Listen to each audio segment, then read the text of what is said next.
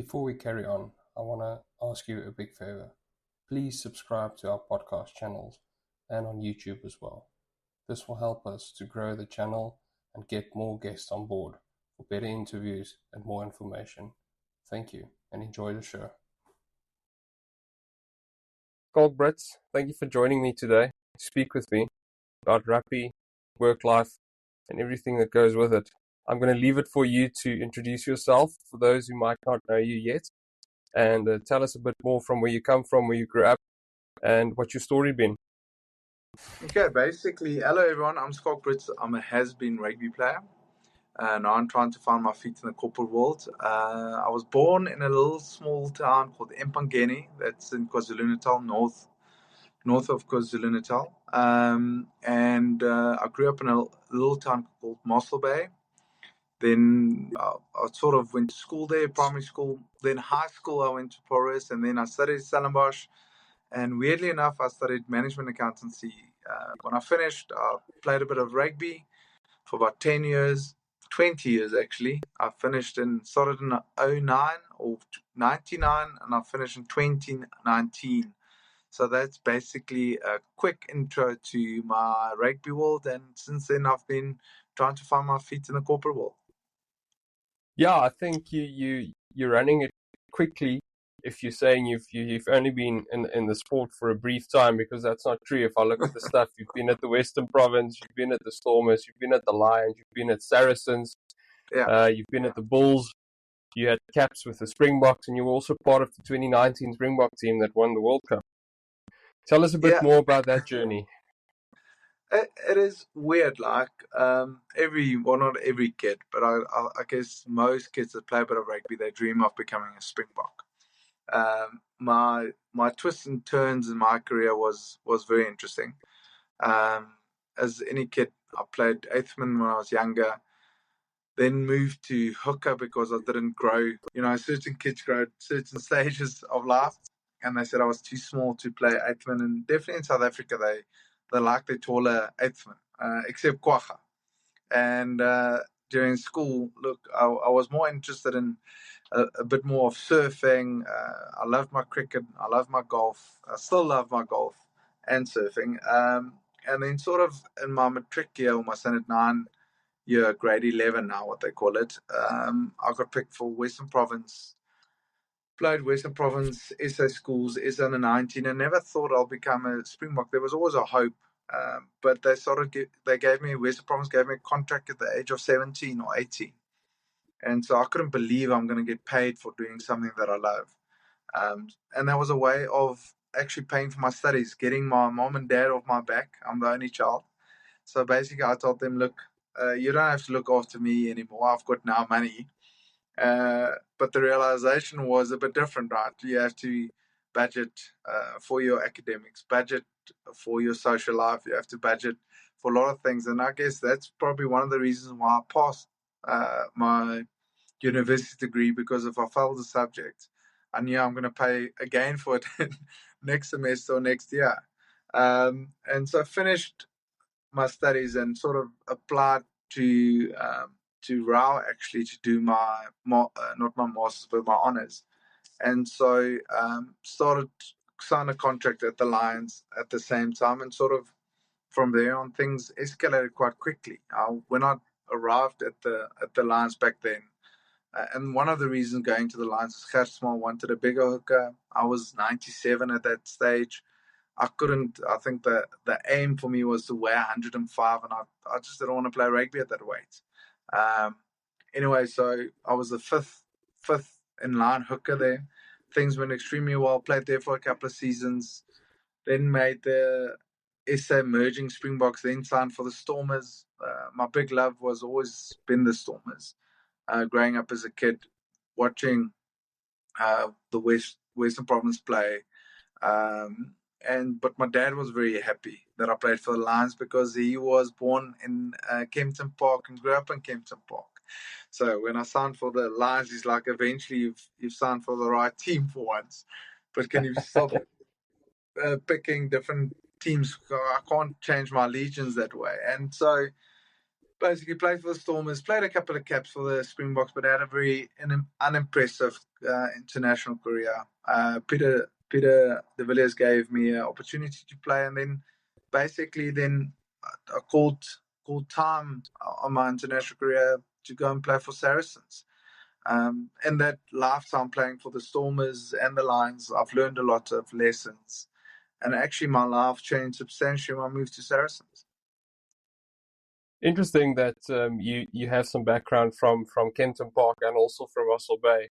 I'm very familiar with both of those places, and you've played for our team. I'm a Bull supporter, and you've played for them. So, but I wanna dive a bit deeper in what's that feeling like when you first hear that you get the chance to run out for your country in the green jersey. What's the emotions? What's the feeling that you go through? It's a weird thing, right? And it's going to probably not come across that well. It is, I think in life, we teach our kids and we are taught in a way that you have to reach certain milestones. You have to earn X amount of money, then you'll be satisfied, or you'll play X amount of test matches, or whatever that might be, or find this perfect wife. The realization is nothing is perfect. It is, and you forget to enjoy the journey. And that was probably one of my mistakes. I pushed hard to make every team, and you're extremely ambitious at a very young age, thinking that you can conquer the world. And maybe you can. You need to have that mentality to succeed. But when you do reach those milestones, it is sort of, when you sit back, you come to a realization it's a little bit more empty than you thought. You've worn the shirts. Now you've made the Springboks. You played your first Test match against Italy in 2008, against Italy, and then at Newlands. Well, we don't play rugby at Newlands anymore, but that was sort of a big thing. And then afterwards, there's initiation. You get your cap, and sort of you think after that, okay, fine, is this it now? And so you fight for the position the whole time. The team environment's a bit different because like most teams that you get into in the corporate world and the rugby environment, you sort of have to earn your stripes. And so you're not in it till you've earned the respect and all those kind of things. And the weird thing is that was quite empty from my personal experience. So you've made the team happy, go lucky, there you go. You get more money to play for this team, and it is actually the viewpoint was totally different to what I thought it would be. And wrongly, I expected something different. And sort of that's how things changed from my perspective when I went to Saracens. Is you always push to make these things, and Saracens was totally different in the way they approached success, the way they approached players, how they looked after players. Because the reality in most careers, and I guess in rugby is no different, and even more so, is you play from contract to contract, team to team, and you're actually just a commodity. And so if you don't play well, you get dropped. If you've got issues, any kind of issues, if it's injury or mental, what it might be, you get sort of pushed aside because it's all about performance. And with Saracens, it was a total different view to a player. You don't felt like a commodity, you felt like a human being. And sort of that language speaks to my soul, and that kind of changed the viewpoint, how I looked at rugby, how I looked at myself. What is important in life? Is it the shirt you wear or the person you are? And there's a lot of lessons I learned on the way of becoming who I am today. And I guess if you look at things of, for example, I won't mention names here, but I can remember I had them. So I started everything. I started my runs, my offloads, my tackles, my steals. I started everything, and I compared myself with other hookers. So I competed. I compared. I started their contributions every game, and I couldn't understand why I didn't make the team. And then at that particular time, that player was the captain of the Springboks. He was a leader, but he was my competition. I couldn't understand why I couldn't get into the team, and I'm not like, okay, you can start, but I just want to be on the bench. I want to play, and I can't understand why I can't play. And he says, okay, Scala, you're a very good rugby player. You're a fantastic rugby player, but the problem isn't your rugby capability. It's you. I'm like, firstly, that touched my soul because he's taking on my ethical values and who I am. He says, the problem is, it's rugby isn't an individual sport, it's a team sport, and life is a team sport. And I'm like, okay, well, I want to ask you the following questions. He said, what is Albert van der Berg's kid's name? And I said, I don't know. What's Yannick du Plessis' wife's name at that stage? I don't know, but I've competed against him. He says, that is the problem. It's all about you and it's not about a team. You can go very far on your own. Oh, you can go very quick on your own, but you can't go very far by yourself. You need a team to go far. And so that sort of it was almost like a dagger into my heart. And then sort of things started changing in my life. And then it get re-emphasized a lot at Saracens. And so that viewpoint of team environment has changed my viewpoint in life. I'll rather take less off the table, have a great time, having fun at work, having fun in those kind of environments. But I'm happier for it. I think it's important that you touch on that whole journey that you go through, and having that thing that on individual basis you can go very quickly, but on a team way you can go very, very far. Taking that back, in Paul we had the derby now between Paul Gim and Boyzai. Those guys aspire to be in the green jersey one day. I assume most of them would want to be in the Springbok jersey one day. That journey that they go through at this stage, the pressure that they are under, do you think that's worth it in the long run? Or do you think it's something that might not be worth the source? Well, and this I've said to many teams and many interschools and many things, and parents don't like to hear this either. Rugby has become, or sport has become too important. A lot of parents live their dreams through their kids. But I would say the following. The reality is, this is the equation that I stole from Jean de Villiers. But let's take a school like Porus. They've got the highest amount of Springboks of any school in the country.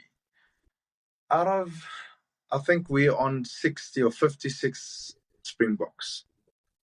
That's the amount, and that's the highest amount of Springboks of any school. Now you take from every year from 1920 or 15 or whenever they started the stats, that's the only amount of players that played for the Springboks. So the reality and probability that you'll play of all the rugby players that went through Porus, that's 0.000001 of probability of playing for the Springboks. But there is a probability. But the reality is changing the viewpoint. That derby or that particular game might be the most important game at that particular time for them. And that will probably be the most amount of people that would ever watch you play rugby. That is the high probability that will be your best and nicest game you'll ever play, win or lose. So for me, it's more about, once again, going back what I said earlier, is enjoying that journey of playing in grade 11 for the second team or first team or the third or fourth or fifth, whatever your capability would be at that particular time or being picked. So for me, it's all about enjoying that moment for what it is. Forget about wearing the Western Province shirt, the Stormer shirt, the Stellenbosch University shirt. Enjoy that particular moment, because a lot of times we forget to enjoy the moment and just look at the next hurdle or the next aim. And that's why I say, once again, you aim for all these different things or marks in your life. In now, 20, 23, 24 years after into schools, at that particular time is very important. Looking back now, was important, but it isn't as important now than it was back then. So for me, it's rather enjoy that journey, good or bad, but live it be in the moment, and experience it. So from Yeah. that perspective, viewpoint is, but that's a context I'm trying to create within the schools. Is firstly go back to the main principle of playing sports as being firstly healthy, mentally healthy. It's shown that sport does increase your mental well-being. It increases your physical well-being. Being physical active improves your mental well-being. It helps you concentrate. So from that perspective, the main aim of sport is getting kids active. Secondly, is learning how to play with other players, working in a team environment, and enjoying what you're doing. That is the beauty of sport.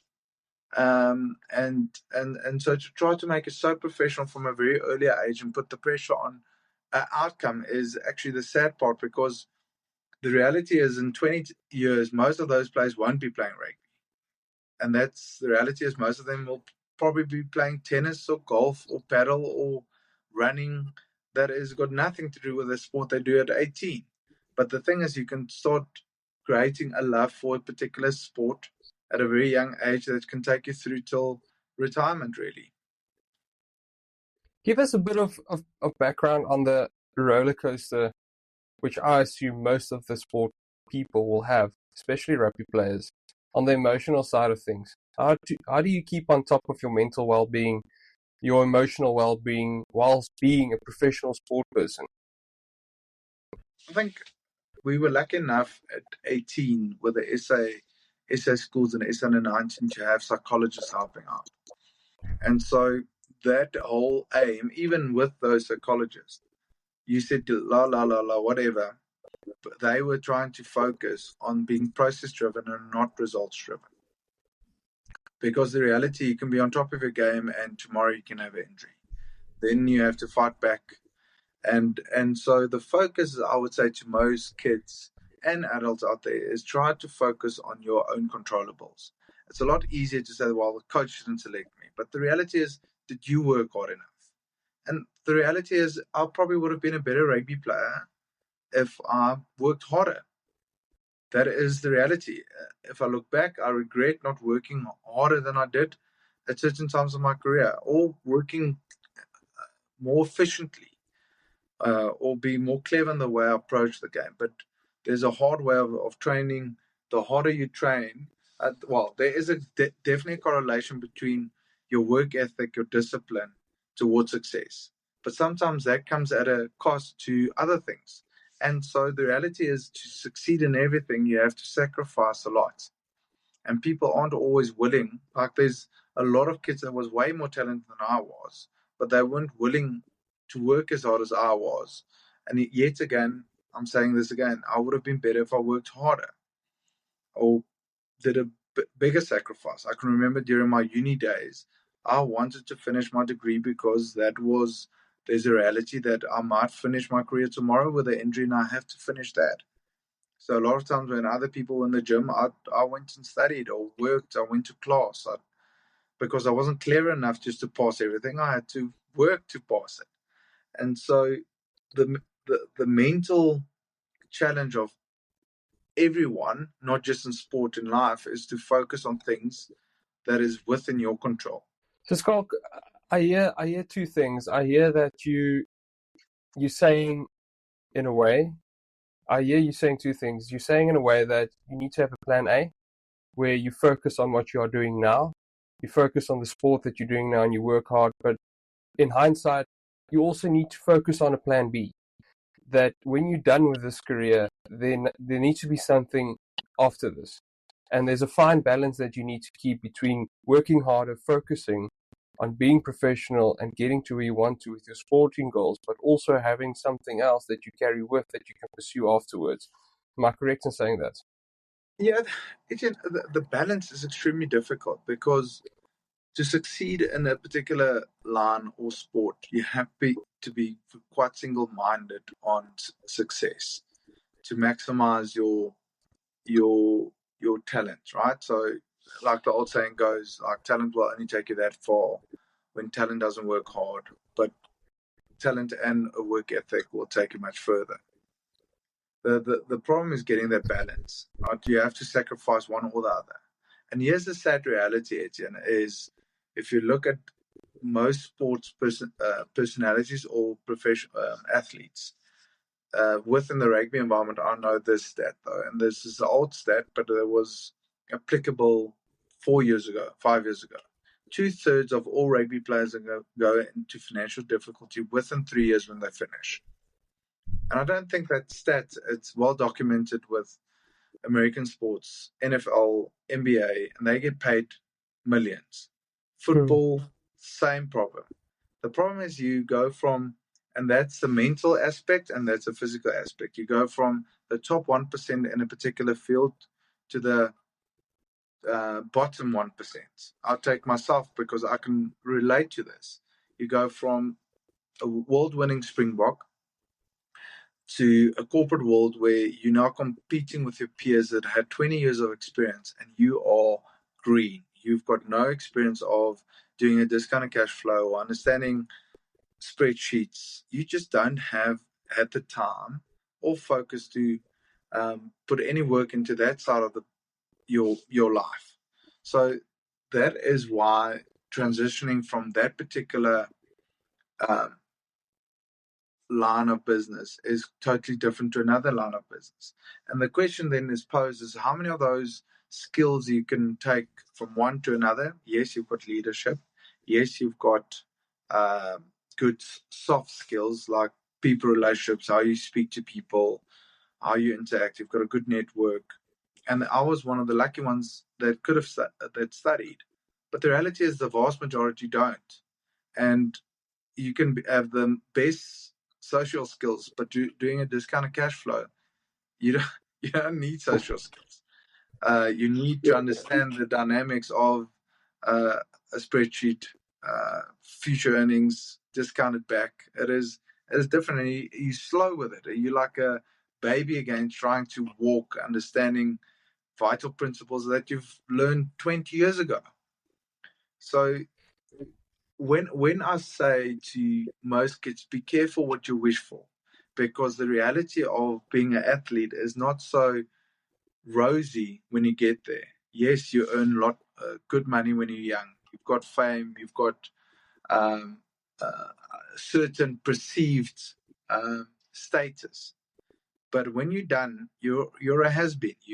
You are there's the next guy, Fafa, or for example, my position, Bongi and Malcolm and Grobis, and there's a lot of other guys, and so there was people before me. But luckily, I saw that, and so I didn't attach too much emphasis on that particular things. I saw guys going bankrupt when I was young. I saw guys that lost their or divorced from their wives and their kids. I saw guys that is financially weakened after that, and so I was very conservative with how I spent my money, because one thing my dad always told me: if money goes out of the front door, love goes out of the back door. So financial hardship is hard on any relationship, especially if you've had a very easy life. But that's just the reality, and I don't think it's just on rugby. It's in cricket, it's in tennis, it's in golf. It's in all walks of life, I guess. And it's these principles is principles that is in life, I guess. I think it's stuff that you take over, yeah. And as you say rightly, that there's a transitioning period. You touched a bit now between being a professional athlete, being at the Springboks, and then having to go through a whole transition phase where you're going into a corporate world. That soft skills that you take over and those relationships that you fostered in your professional sport life, how does that help you in the life that you are in now in corporate? Does that help you at all? The network that you built, the people that you have behind you. So I do think I've got unbelievable mentors that help me.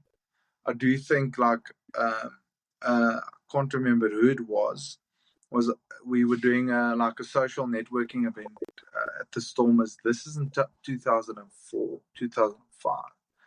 And I'm like, yes, I'm not keen for this. I just want to stay home, chill. We had a hard day of training. And he said, Scala, just remember, one of those guys standing there that might meet tonight, they might be your future boss. And the reality is, Scala, then I was, 24, 25. And he says, the reality is you don't know when your career might end. It might be tomorrow. It might be at the end of the year when you don't get a contract. So start building up that network. And so the network does help. It gives you depth. It does help you. But the reality is firstly, is you've come accustomed to a certain living standard, and by no means that we live lavishly. But kids, especially at the time you retire as well, normally you've got young kids. Most of the wives, and I'm generalizing, I was lucky to have a wife that has been grafting through my rugby career, and she made a lot of sacrifices um, for her profession, for my profession, right?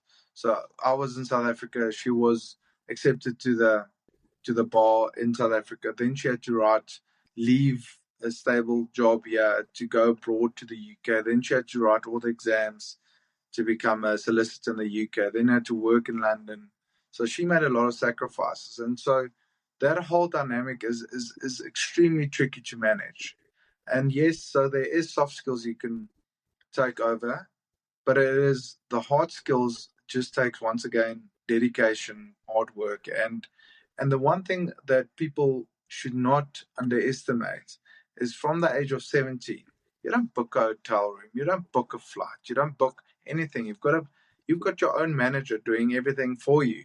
So then you get to a place, and even if you book holidays, you go to the manager and say, look, I want to go to Mauritius or wherever, Bali.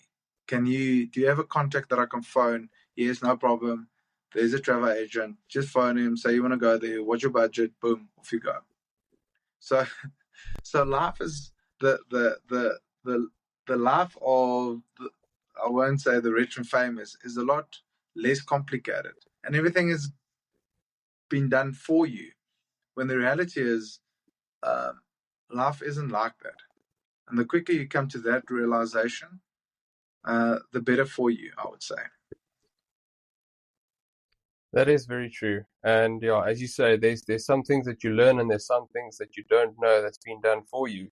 I just want to go back a bit in the rugby world. Yeah. What do you see as the change that has happened from when you stopped to what's happening at the moment in the game? I don't want to get too well. I guess the question isn't focused on the technical side about plays and structures and No, I think it's more around the holistic view of the game as we know it. There has been change, especially with the South African team. I'm taking the team that was playing against Portugal. There's a lot of change that's being done in the game. How do you see that change? so from a macro perspective, it is Portugal had a great World Cup. If they didn't have a great World Cup, we would have never played Portugal. But it is within, I think, World Rugby is pushing that there's playing teams that isn't rated or doesn't get the same kind of attention um, that they used to get, like New Zealand playing Fiji or Samoa or Australia doing the same. But it's a necessity because we've moved north as well. The game has changed since we started, and we will see more change. I think we'll eventually become part of the Six Nations or become Seven Nations, and Georgia would get more involved because the game of the reason for World Rugby is actually to grow the game, not make the game just more financially stable, but actually grow the amount of people that's playing rugby. So from that perspective, yes, there is growing. What I do love about the bigger picture, if you go back to a couple of years ago, you would always think it's some Southern Hemisphere teams that would be winning. Now you've got France, Ireland, England all pushing for position. Wales going through transition. Scotland has always been there, but never really come to the party. But they've got unbelievable talent. Glasgow won the URC. So I think the balance of the game is becoming better.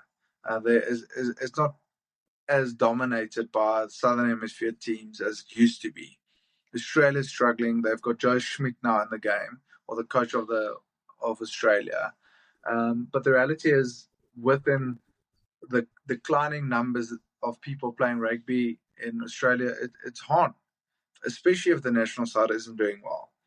And sport or rugby in essence are competing now with a lot of different sports that wasn't there 10 years ago. I mean, you've got gamers that is now becoming rock stars. You've got CrossFit, you've got high rocks, you've got all different sports, and you've got a lot of different eyeballs watching different things. And content has changed. So then the game has changed. So you need to make it more entertaining for people to watch. 50 years ago or 30 years ago, you'd only had cricket, soccer, rugby, tennis. Now you've got such a vast variety of sports. Just looking at the Olympics now, I mean, I do know why volleyball is getting the most eyeballs, but I mean, in essence, there's a lot of different sports that's getting eyeballs. Yeah, I think it did change. If I looked at the Olympics as well now, I mean, on the rugby perspective, if you looked at the France Sevens team, how that has progressed during the years, looking at the athletics and the interest of people, swimming, the athletics that was on yesterday, I think there is a shift, and rugby still, according to me, rugby in South Africa is still like, we know if it rains in South Africa and the rugby is winning, the Springboks are winning, we up, the markets are good, we're happy. When the Springboks don't win, then half of the population in South Africa is not happy. So we know what social impact it has, and I think there's a lot of things that boil down from that. For the country as a whole. But as you say, the diversification in sports is becoming more prominent. I Yeah. want us to leave it somewhere, and I want to ask you So to. on that, Sorry. Ettienne, just something that is very important is just to iterate this. The Springboks got a very unique soul, this particular team. And firstly, this team is represented by South Africa. The way we've got Sia's captain, we've got all different walks of life in this particular setup. And so in the way, and they're doing well, right? So the aim of 2019 and 2023 wasn't to win a cup. It was actually to make our country proud. We've gone through Zuma era that is ultimate low confidence in South Africa. We've went through load shedding, crime, all those things, and it's still a big element of what it was. But the aim wasn't to win a cup. The aim was to give hope, and that is one thing that sport, not just in South Africa but worldwide, can give, is hope. And so from that perspective, that's why I've got the belief, and why I'm one of the Laureus ambassadors is Nelson Mandela said, sport has got the influence or the power to change viewpoints, and then more than most political individuals can, or parties can. And so from that perspective, sport unites, and that is the power of what sports has. Beautiful. And I think on that note, I'm going to ask you to leave us with something, some food for thought. I would say, and my catchphrase when I sign a ball is live life, live in the moment. I think the reality is, with my personal experience with my unbelievable mom, you don't know how long you'll be blessed to be on this earth. You don't know in what physical capability you'll be tomorrow. So from that perspective, I would say live to the fullest. And I'll use this equation or this, and I'm sealing it once again because I thought it's beautiful to say. If for the following example, I'll use this. If I say to you, you've got $86,400 or rand a day to spend, but you're getting it, you don't carry it over. You have to spend it every day, and that is the amount of money I'm going to give you every day. What are you going to do with it? And most people say, I'm going to spend it every day. And the reality is that's how many seconds you have every day of your life. And you don't know if you're going to have 86,400 again tomorrow. And so from that perspective, if you go look at life in that way, it changes your perspective. So from my perspective, that is what I'm trying to do. And failing is okay. People don't want to fail. Take risks. But the reality is that just don't make the same mistake twice. There's 2 books that I would recommend any parent and any person to read. And Matthew Said wrote both. And he came and spoke at Saracens while I was there. It's Bounce, that refers to the 10,000 hour rule of being good in anything.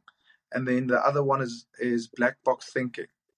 It is 2 fantastic books where in life, Black Box Thinking about failing and how to see failing, because the only way to one of the reasons for failing is then you push the boundaries, and by pushing the boundaries, you're improving and you're constantly moving forward, and not just be always in a place of comfort. Schalk, this has been such a privilege for me, and it's been a pleasure speaking to you. Thank you for your time. I know you have a busy schedule, and thank you for the insights and the food for thought that you gave us today. It's been an absolute pleasure, and I hope to speak with you again soon. Same here, Ettienne. Have a fantastic day, champ. Thanks, Bye. Schalk. Cheers.